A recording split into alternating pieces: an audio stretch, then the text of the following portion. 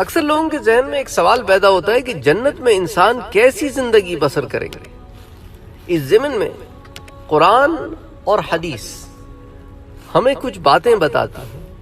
مثال کے طور پر جو اہل جنت ہیں ان کے کچھ ذاتی اوصاف ہوں گے، کچھ ذاتی صفتیں ہوں گی کہ اہل جنت کے جو چہرے ہیں وہ روشن ہوں گے، آنکھیں قدرتی طور پر ایسے ہوں گی جیسے کہ سرما لگا ہوا، سرمگیں۔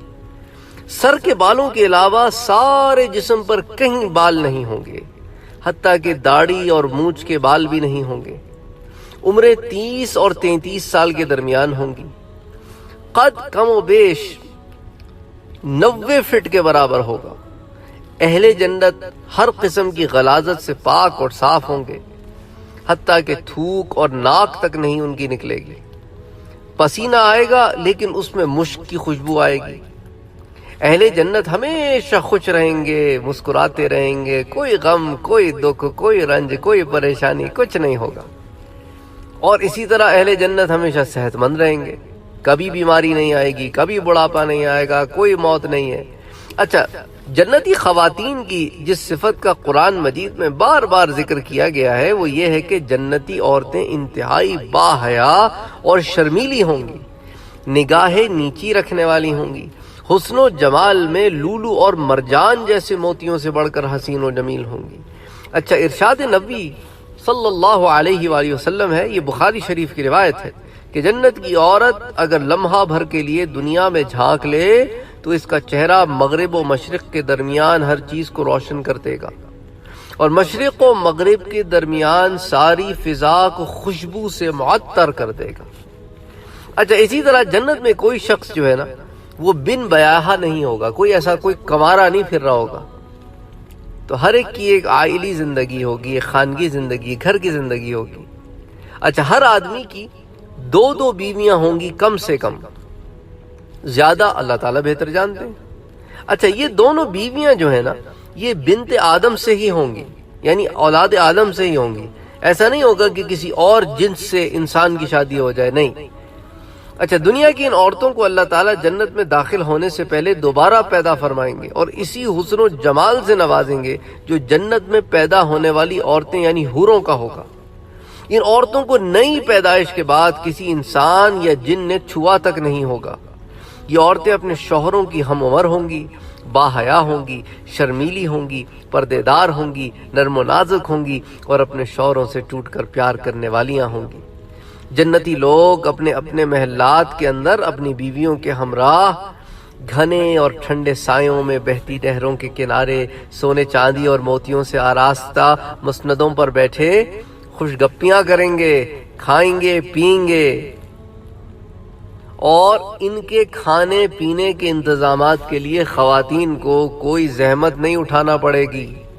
جو دنیا میں ایک عورت اپنے شوہر کی خدمت کے لیے زحمت اٹھاتی ہے، جنت میں ایسا بھی کوئی انتظام نہیں ہے، بس آرام ہے ہر ایک کے لیے، ہر ایک کے لیے آرام ہے، جو کچھ چاہیں گے وہ ملے گا۔ موتیوں کی طرح خوبصورت اور بالکل چاق و چوبند خدام موجود ہوں گے کہ آپ بس حکم کریں اور حاضر۔ اچھا، ایک ہی خاندان کے جو قریبی اعزاء ہوں گے، مثال کے طور پہ والدین ہیں، دادا دادی ہیں، نانا نانی ہیں، بیٹا بیٹی ہیں، پوتا پوتی، یہ سارے جو ہے نا یہ اگر درجات کے اعتبار سے ایک دوسرے سے فاصلے پر ہوں گے تو اللہ تعالیٰ اپنے فضل و کرم سے کم درجے والوں کا درجہ بڑھا کر آپس میں ان کو ملا دیں گے۔ اللہ اکبر، اللہ اکبر، اللہ اکبر، یہ میرے رب رحمت ہے، میرا بھائی رحمت ہے۔ سبحان اللہ و بحمدہ، سبحان اللہ العظیم۔ اچھا، جنت میں داخل ہونے کے بعد اہل جنت کی سب سے پہلی ضیافت مچھلی کے جگر یعنی کلیجی سے کی جائے گی، دوسری میزبانی بیل کے گوشت سے کی جائے گی۔ مشروبات میں سے سب سے پہلے سلسبیل نامی چشمے کا پانی پلایا جائے گا جس میں زنجبیل کی آمیزش ہوگی، ملاوٹ ہوگی۔ ہر طرح کے لذیذ پھل جن میں انگور، انار، کھجور اور کیلے کا، ان کا تو باضابطہ قرآن کریم میں ذکر ہے، یہ عطا کیے جائیں گے۔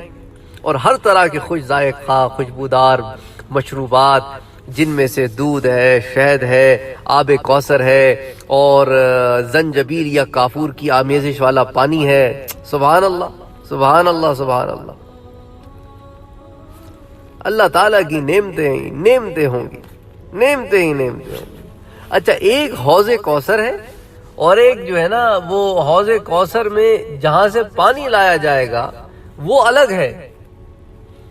تو حوض الگ ہے اور جھیل الگ ہے. تو اس کے اوپر باضابطہ ہم پچھلے دروس میں بات بھی کر چکے ہیں. تو صرف حوض کوثر میں ہی آب کوثر موجود نہیں ہے کہ بھئی جنت کے اندر پھر آب کوثر نہیں مل سکتا. نہیں، جنت کے اندر بھی مل سکتا ہے. باہر بھی نعمتن دیا جائے گا اور اندر تو پھر ملے گا ہی ملے گا. سبحان اللہ سبحان اللہ سبحان اللہ. تو اہل جنت کی تواضع کے لیے سونے، چاندی اور شیشے کے برتنوں میں یہ پیش کیے جائیں گے. اچھا، اسی طرح جو پینے کی چیزیں ہیں، جو کھانے کی چیزیں ہیں، وہ کبھی ذائقے میں خراب ہی نہیں ہوں گی، ہمیشہ تازہ رہیں گی، گویا بس ابھی ابھی. نہ کوئی بوجھل پن، نہ کوئی کوئی ایسا طبیعت میں بھاری پن، انسان کھا لے تو بھئی ایسیڈیٹی ہو گئی، ایسا کوئی چیز ہے ہی نہیں وہاں پر. اچھا، جنتی کسی درخت سے خود پھل توڑ کر کھانا چاہیں گے تو پھل خود بخود ان کے پاس پہنچ جائے گا. کسی پرندے کا گوشت کھانا چاہیں گے تو آنن فانن تیار ہو کر حاضر ہو جائے گا. جنت کی ساری نعمتیں ہمیشہ کے لیے ہوں گی، ان میں کبھی کمی نہیں ہوگی، نہ ہی کبھی ختم ہوں گی. نہ ہی ان کا تعلق کسی خاص موسم سے ہے کہ بھئی سردیاں ہوں گی تو انگور آئیں گے، ایسا بھی نہیں ہے. اور سب سے بڑھ کر یہ کہ نعمتوں کے حصول کے لیے جنتی کو کسی سے اجازت بھی نہیں لینی، جو چاہے گا اپنی مرضی سے آ جائے گا. یہی مطلب ہے اللہ تعالیٰ کا جو قرآن کریم سورہ واقعہ میں اللہ تعالیٰ فرماتے ہیں لا مقطوعۃ ولا ممنوعہ، یعنی جنت کی نعمتوں کا سلسلہ نہ تو ختم ہونے والا ہے اور نہ اس کو روکا جائے گا. سبحان اللہ سبحان اللہ سبحان اللہ. یعنی جنت کی نعمتیں ہی نعمتیں، نعمتیں ہی نعمتیں ہیں. اسی طرح جنت میں ہر جوڑے کی ایک الگ وسیع و عریض مملکت ہوگی، جس کے محلات کی تعمیر سونے چاندی کی اینٹوں اور اعلیٰ قسم کے مشک سے کی جائے گی.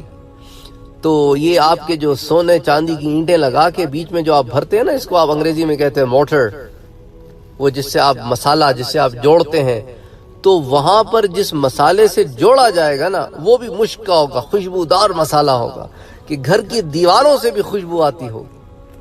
اچھا، محل کے جو سنگریزے موتی اور یاقوت ہوں گے، اور اس کی یہ جو سنگریزے یہاں پہ تو پتھر کے ہوتے ہیں نا، وہاں پہ تو سنگریزے ہوں گے جی موتی اور یاقوت کے. اور جو جنت کی مٹی ہوگی نا وہ زعفران کی طرح ہوگی. اللہ اکبر. یہ ترمذی شریف میں اس کی تفصیلات آتی ہیں. اچھا، ہر جنتی کو اپنے اپنے درجے کے مطابق دو وسیع و عریض باغ عنایت کیے جائیں گے. مقربین جو ہوں گے، جو اللہ کے خاص بندے ہوں گے، ان کے دونوں باغ سونے کے ہوں گے، جن میں ہر چیز سونے کی ہوگی. درخت کے تنے، پتے، ڈالیاں، ہر چیز سونے سے آراستہ ہوگی. تمام سامان آرائش سونے کا ہوگا. درخت سونے کے ہوں گے، مسندیں سونے کی ہوں گی، برتن سونے کے ہوں گے، کنگیاں سونے کی ہوں گی، بس ہر چیز سونا. اچھا، اصحاب الیمین جو ہے نا، یہ تو ہو گئے مقربین. اصحاب الیمین جو ہے عام نیک لوگ، ان کو بھی دو وسیع و عریض باغ عطا ہوں گے، لیکن ان کے باغ چاندی کے ہوں گے. ان میں ہر چیز چاندی کی ہوگی. ان باغات میں اعلیٰ اور عرفہ ایسے آپ سمجھ لیں کہ چھتیں ہوں گی، یا آپ سمجھ لیں بیلکونیز ہوں گی، جن میں سبز ریشم کی قالینیں اور پھر تکیے لگے ہوئے. سبحان اللہ. ہر محل اس قدر وسیع و عریض ہوگا کہ اس میں نصب ایک خیمے کی چوڑائی 60 میل ہوگی. 60 میل. ہمارے تو کئی گاؤں آ جائیں 60 میل میں، شہر آ جائے 60 میل کا رقبہ ہے بھائی. یہ رقبے کی بات، چوڑائی ہے 60 میل، پھر لمبائی بھی 60 میل، تو 60 اسکوائر مائل. سبحان اللہ. اچھا، پھر جنت کی نہروں میں سے ہر نہر سے ایک چھوٹی نہر کی شاخ ہر محل کو سیراب کرے گی کہ محل میں آ رہی ہے. سبحان اللہ. یہاں تو کھود کے بادشاہ بناتے تھے، وہاں خود آئے گی، اور اس کی صفائی کا انتظام بھی کوئی نہیں، مہک رہی ہے. سبحان اللہ. تو ہر محل کو سیراب کرے گی. محلات کے اندر جا بجا سونے کی انگیٹھیاں ہوں گی، جن سے عود کی خوشبو نکلے گی، جو سارے محل کی فضا کو معطر کر رہی ہوگی. انہی محلات خیموں سے، اچھا پھر نہریں، گھنے سائے، ان جنتی عیش و عشرت کی زندگی بسر کریں گے۔ اچھا اہل جنت جو ہے ان کو پہننے کے لیے اس ریشم سے کہیں زیادہ قیمتی ریشم عنایت کیا جائے گا جو یہاں دنیا میں موجود ہے۔ دنیا میں تو ریشم کا مرد کا استعمال کرنا جو خالص ریشم ہے حرام ہے، لیکن وہاں پر ایسی کوئی بات نہیں ہے، وہاں اللہ تعالیٰ اجازت دیں گے۔ جیسے یہاں سونے اور چاندی کے برتنوں میں کھانے پینے سے منع کیا ہے، وہاں سونے اور چاندی کے برتن ہی عنایت فرمائیں گے۔ اچھا ریشم کے علاوہ بھی بہت قسم کے زرق برق کے لباس، سندس ہے، استبرق ہے اور اطلس ہے، ان کا تو خاص طور پہ ذکر ہے قرآن اور حدیث میں، یہ عنایت کیے جائیں گے۔ اچھا جنتی خواتین کے علاوہ مرد بھی سونے اور چاندی کے زیورات پہنیں گے۔ اب یاد رہے پرانے زمانے میں بھی جو بادشاہ ہوتے تھے وہ اسی طرح کے زیورات پہنتے تھے، اور بادشاہوں کے زیورات اور نواب بھی پہنتے تھے۔ ہمارے ہندوستان، پاکستان وغیرہ کے جو علاقوں میں جو نواب ہوا کرتے تھے وہ نواب بھی پہنا کرتے تھے، تو لیکن ان کے جو زیورات ہوتے تھے وہ عورتوں سے مختلف ہوتے تھے۔ بہرحال لیکن جنت میں بھی جو ہے اللہ تعالیٰ جو ہے اس طرح کا انتظام کریں گے، خواتین بھی اور مرد بھی۔ یاد رہے کہ جنت میں استعمال ہونے والا سونا دنیا کے سونے سے زیادہ افضل ہے اور کہیں زیادہ افضل ہے۔ رسول اکرم صلی اللہ علیہ وآلہ وسلم کا ارشاد مبارک ہے کہ اگر ایک جنتی مرد اپنے کنگنوں سمیت دنیا میں جھانک لے، کنگنوں سمیت، تو اس کنگن کی چمک سورج کی روشنی کو اسی طرح ختم کر دے جس طرح سورج کی روشنی تاروں کی روشنی کو ختم کر دیتی ہے۔ یہ امام ترمذی اس حدیث شریف کو لے کے آئے ہیں۔ اچھا سونے اور چاندی کے علاوہ اور قسم کے پھر موتی ہیں، لولو ہیں، مرجان ہیں، ان کے بھی کنگن اہل جنت کو پہنائے جائیں گے۔ اچھا جنتی خواتین کو ایسے خوبصورت اور اجلے اور پاک اور صاف لباس عطا کیے جائیں گے کہ بیک وقت ایک ساتھ 70 جوڑے پہننے کے باوجود ان کی پنڈلی کا گودا تک نظر آئے گا۔ یہ تو بخاری شریف کی روایت ہے۔ اچھا خواتین کا عام لباس بھی اس قدر نادر اور نایاب ہوگا کہ سر کا دوپٹہ دنیا اور اس میں جتنی چیزیں موجود ہیں اس کی ساری دولت اس سے زیادہ قیمتی ہوگا۔ یہ بھی بخاری شریف کی روایت ہے۔ اہل جنت کا لباس کبھی پرانا نہیں ہوگا، لیکن وہ حسب خواہش جب چاہیں گے اپنا لباس تبدیل کر لیں گے۔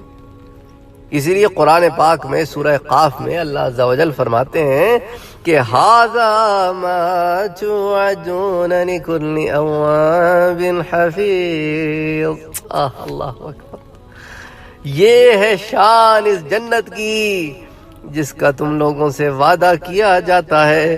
یہ جنت ہر اس شخص کے لیے ہے جو اپنے رب کی طرف رجوع کرنے والا اور اس کے احکام کی پابندی کرنے والا ہے۔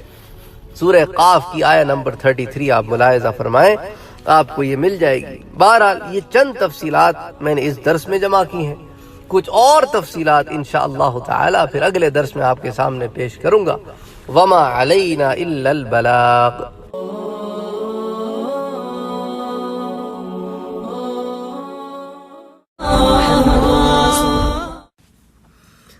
آخرت میں اللہ تعالیٰ کا دیدار بھی نصیب ہوگا، اور یہ ان نعمتوں میں سے ہے جو اللہ تعالیٰ آخرت میں عطا فرمائیں گے۔ قرآن مجید میں سورہ یونس میں آتا ہے کہ نیکی کرنے والوں کے لیے نیک جزا کے علاوہ اور بھی انعام ہوگا کہ للذین احسنوا الحسنى وزیادہ۔ وہ زیادہ کیا ہے؟ نیک عمل ہے۔ اس آیت کی تفسیر میں حضرت صہیب رومی سے روایت ہے کہ وہ زیادہ میں جو انعام اللہ تعالیٰ ارشاد فرمائیں گے ضمن میں رسول اکرم صلی اللہ علیہ وآلہ وسلم نے یہ آیت تلاوت فرمائی اور فرمایا کہ جب جنتی جنت میں اور دوزخی دوزخ میں چلے جائیں گے تو ایک پکارنے والا پکارے گا کہ اے جنت والوں، اللہ نے تم سے ایک وعدہ کیا تھا، وہ آج اسے پورا کرنا چاہتا ہے۔ وہ عرض کریں گے وہ کون سا وعدہ ہے؟ کیا اللہ تعالیٰ نے اپنے فضل سے ہمارے اعمال میزان میں بھاری نہیں کر دیے؟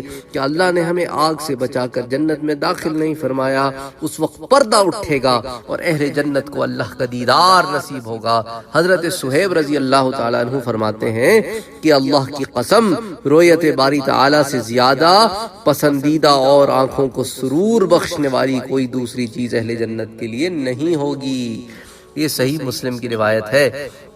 ایک دوسری جگہ اللہ تعالیٰ ارشاد فرماتے ہیں کہ یہ سورہ قیامت کی آیت ہے کہ وجوہ یومئذ ناظرہ الی ربها ناظرہ، یعنی بہت سے چہرے اس دن جو ہے نا بالکل حشاش بشاش فریش تر و تازہ ہوں گے اور اپنے رب کی طرف دیکھ رہے ہوں گے۔ تو اس آیت میں اہل جنت کا اللہ تعالیٰ کی طرف دیکھنے کا ذکر جو ہے وہ بالکل صراحتاً موجود ہے۔ حضرت جریر بن عبداللہ رضی اللہ تعالیٰ عنہ سے روایت ہے، بخاری شریف کی یہ روایت ہے، وہ کہتے ہیں کہ ہم نے اللہ کے رسول صلی اللہ علیہ وآلہ وسلم کی خدمت میں حاضر ہوئے اور آپ نے 14ویں کے چاند کی طرف دیکھا اور فرمایا جنت میں تم اپنے رب کو اس طرح دیکھو گے جس طرح اس چاند کو دیکھ رہے ہو، اللہ تعالیٰ کو دیکھنے میں تمہیں کوئی دقت نہیں پیش آئے گی۔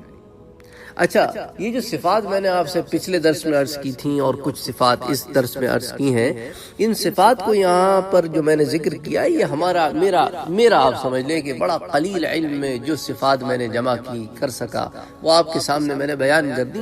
یہ بات ہرگز نہیں ہے کہ بس یہی صفات ہوں گی اور ان کے علاوہ کوئی صفات نہیں ہوں گی، تو میں وضاحت کر دینا چاہتا ہوں کہ اور بہت ساری صفات ہوں گی جنت میں جانے والوں کی، یہ تو چند ایک صفات ہیں۔ اچھا، اللہ کے رسول صلی اللہ علیہ وآلہ وسلم نے واضح طور پر دخل الجنہ یعنی وہ شخص جو جنت میں داخل ہوگا یا وجبت لہ الجنہ جس کے لیے جنت واجب ہو گئی جیسے الفاظ استعمال فرمائے ہیں تاکہ کسی کو کوئی غلط تعویل کرنے کی گنجائش نہ رہے۔ اچھا، اس کے علاوہ جن اوصاف کے حوالے سے اللہ کے رسول صلی اللہ علیہ وآلہ وسلم نے جنت میں داخل ہونے کی بشارت دی ہے، اس کا یہ مفہوم ہرگز نہیں لینا چاہیے کہ جو شخص ان صفات میں سے کسی ایک صفت کو اپنا لے وہ سیدھا جنت میں چلا جائے گا۔ یہ بات بھی ذہن نشین کر لینی چاہیے کہ شریعت اسلامیہ کے احکام ایک دوسرے کے ساتھ اس طرح جڑے ہوئے ہیں کہ جس طرح ایک پزل کے پیسز جڑ کر پزل کو پورا کرتے ہیں، ایسا نہیں آپ پک اینڈ چوز نہیں کر سکتے، تو اسی لیے اس بات کا خیال رکھنا چاہیے۔ اچھا، اسی طرح کچھ ایسے لوگ بھی ہوں گے جو شروع میں تو جنت سے محروم ہوں گے، اپنے گناہوں کی سزا بھگتنے کے بعد جہنم سے نکالے جائیں گے اور پھر جنت میں داخل کیے جائیں گے۔ اللہ کے رسول صلی اللہ علیہ وآلہ وسلم نے واضح طور پر یہ ارشاد فرمایا کہ لا يدخل الجنہ، وہ شخص جنت میں نہیں جا پائے گا، یحرم اللہ علیہ الجنہ، اللہ نے اس شخص پر جنت حرام کر دی ہے۔ کون سی؟ جو اپنے گناہوں کی پاداش بھگتنے کے بعد پھر اس قابل ہوگا، جو یعنی کہ وہ کبائر گناہ جو کرے گا اس کے لیے اللہ تعالیٰ نے ایسا انتظام فرمایا کہ اگر ایمان والا ہے لیکن کبائر گناہ میں مبتلا تھا تو اس کے باعث جہنم میں وہ جائے گا، اپنی سزا کو بھگتے گا اور اس کے بعد جنت میں داخل ہوگا۔ اسی طرح احادیث مبارکہ میں ہے کہ بعض لوگوں کو آگ ٹخنوں تک اثر کرے گی، بعض کو کمر تک اور بعض کو گردن تک، تو صحیح مسلم کی روایت ہے۔ ایک دوسری حدیث شریف میں ہے کہ بعض لوگوں کے سارے جسم کو آگ کھا جائے گی لیکن سجدے کی جگہ آگ سے محفوظ رہے گی، یہ ابن ماجہ میں ہے، یعنی کہ وہ مومن ہوں گے، مسلمان ہوں گے، نماز پڑھتے ہوں گے لیکن بعض دوسرے گناہوں میں مبتلا ہوں گے جس کے سبب سے جہنم میں جائیں گے۔ اچھا، اسی طرح کبیرہ گناہ کی سزا بھگتنے کے بعد اللہ تعالیٰ تمام کلمہ گو مسلمانوں کو جہنم سے نکال کر جنت میں داخل فرما دیں گے۔ اہل ایمان کو یہ بات ہرگز نہیں بھولنی چاہیے کہ جہنم کا ایک لمحہ بھی برداشت نہیں کر سکتا انسان، ایک لمحہ۔ جس طرح جنت جو ہے اس کی خوبصورتی، اس کی نعمتیں، اس کی رعنائیاں، اس کے اندر جو حسن و جمال ہے، اس کے اندر جو نعمتیں موجود ہیں، نہ کسی آنکھ نے دیکھی، نہ کسی کان نے سنی، نہ کسی زبان نے وہ ذائقہ چکھا، نہ کسی ہاتھ نے اس چیز کو محسوس کیا، وہ بالکل انسان کی عقل سے ماورا ہے۔ اسی طرح جہنم کی سزائیں بھی ماورا ہیں، ہم ان کا اندازہ نہیں لگا سکتے۔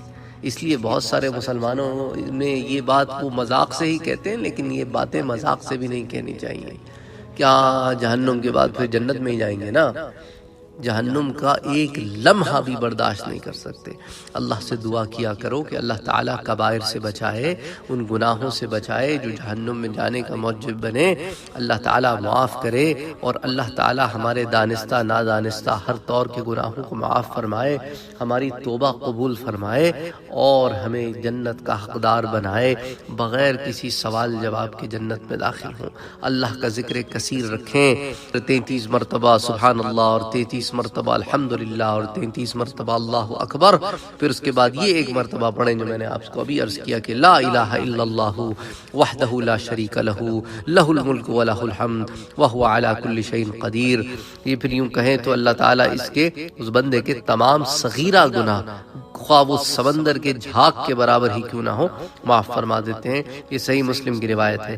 اور ایک حدیث میں ارشاد مبارک ہے کہ جو شخص بازار میں داخل ہونے سے پہلے یہ پڑھے کہ لا الہ الا اللہ وحدہ لا شریک لہ لہ الملک ولہ الحمد یحیی و یمیت وہو حی لا یموت بیدہ الخیر وہو علی کل شیء قدیر، کہ اللہ کے سوا کوئی معبود نہیں، وہ اکیلا ہے، اس کا کوئی شریک نہیں، ملک اسی کا ہے، ہم کے لائق صرف وہی ہے، وہی زندہ کرتا ہے، وہی مارتا ہے، وہ خود بھی ہمیشہ سے زندہ ہے، کبھی نہیں مرے گا، اس کے ہاتھ میں بھلائی ہے، وہ ہر چیز پر قادر ہے۔ یہ پڑھے گا تو اس کے نامہ اعمال میں اللہ تعالیٰ 10 لاکھ نیکیاں لکھ دیتے ہیں، 10 لاکھ گناہ مٹا دیتے ہیں اور 10 لاکھ درجات بلند فرما دیتے ہیں۔ ترمذی شریف کی روایت ہے۔ اچھا، درود شریف کی فضیلت کے بارے میں ارشاد نبوی ہے کہ جس نے مجھ پر ایک دفعہ درود بھیجا اللہ اس پر 10 رحمتیں نازل فرمائے گا، اس کے 10 گناہ معاف فرمائے گا اور اس کے 10 درجات بلند فرمائے گا۔ یہ نسائی شریف کی حدیث ہے۔ اسی طرح نوافل کی فضیلت کے بارے میں ارشاد مبارک ہے کہ ایک سجدہ کرنے سے اللہ تعالیٰ ایک نیکی لکھ دیتے ہیں، ایک گناہ مٹا دیتے ہیں اور ایک درجہ بلند فرما دیتے ہیں۔ لہذا کثرت سے سجدے کیا کرو، یعنی کہ کثرت سے نوافل ادا کیا کرو۔ یہ ابن ماجہ کی میں آتی ہے یہ حدیث۔ تو کبائر سے مکمل اجتناب اور مسلسل توبہ و استغفار کرنا ہر مومن، ہر مسلم جو ہے اس کو اس کا اہتمام کرنا چاہیے۔ اللہ تعالیٰ گناہوں کو معاف فرمانے والے ہیں، انہ هو الغفور الرحیم، اور ان سے ہمیشہ معافی اور استغفار مانگتے رہنا چاہیے۔ اللہ تعالیٰ ہم سب کو جنت الفردوس میں داخل ہونے کی توفیق عطا فرمائے اور شیطان کی ہٹ کندوں سے بچائے، کیونکہ قرآن اس بات پر بڑے کھلے طور پر کہتا ہے کہ لوگوں شیطان کی پیروی نہ کرو، وہ تمہارا کھلا دشمن ہے، جیسا کہ سورہ بقرہ میں آتا ہے۔ اسی طرح سورۃ النساء میں اللہ تعالیٰ فرماتے ہیں کہ بھئی شیطان لوگوں سے وعدے کرتا ہے، انہیں امیدیں دلاتا ہے، لیکن یاد رکھو شیطان